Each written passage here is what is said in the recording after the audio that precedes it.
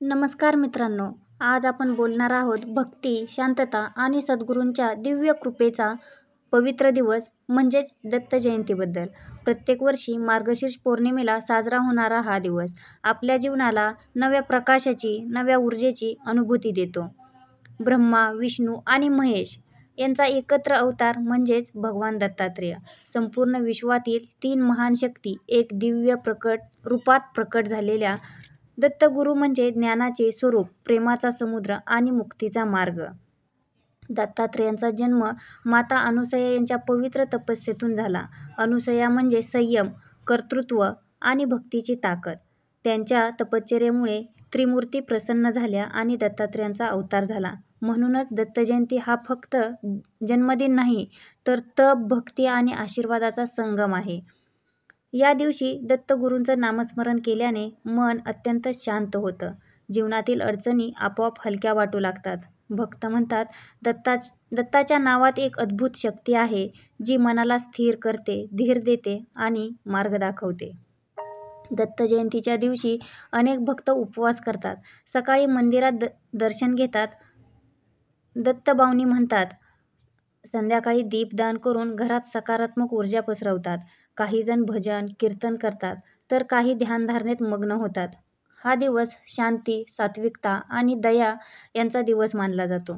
दत्तगुरूंनी निसर्गातून शिकलेली एक अतिशय सुंदर शिकवण आहे. त्यांनी 24 गोष्टींना आपले गुरु मानले. पृथ्वी, वारा, पाणी, आकाश, अग्नी प्रत्येक गोष्टीतून एक गूढ ज्ञान मिळाले. उदाहरणार्थ, पृथ्वीने संयम शिकवला, अग्नीने पवित्रता, पाण्याने स्वच्छता, आकाशाने विशाल मन आणि वाऱ्याने निर्लेपता. ही शिकवण आजही आपल्या जीवनात तितकीच उपयुक्त आहे. दत्त म्हणतात, स्वतःला ओळखलं की देवाला ओळखलं. दत्त जयंती आपल्याला आत्मचिंतनाचा क्षण देते. आपण कसे जगतो? आपल्यात संयम आहे का? अहंकार सोडला आहे का? आपण प्रेमाने, करुणेने वागतो का? हा दिवस आपल्याला या सर्व प्रश्नांची उत्तरं स्वतःकडूनच शोधायला शिकवतो. अनेक भक्त सांगतात, दत्ताचं नामस्मरण केल्यावर मन हलकं होतं, भीती कमी होते आणि जीवनातील कठीण वाटसुद्धा सोपी वाटू लागते. दत्त म्हणजे दिलासा, दत्त म्हणजे आधार आणि दत्त म्हणजे मी तुझ्यासोबत आहे असं सांगणारा सद्गुरू. आज दत्त जयंतीच्या दिवशी जर आपण काही क्षण शांत बसलो, मनात दत्ताचं नाव घेतलं, तर त्या नामस्मरणातून जी सकारात्मकता शक्ती निर्माण होते, ती संपूर्ण दिवस आनंदमय करते.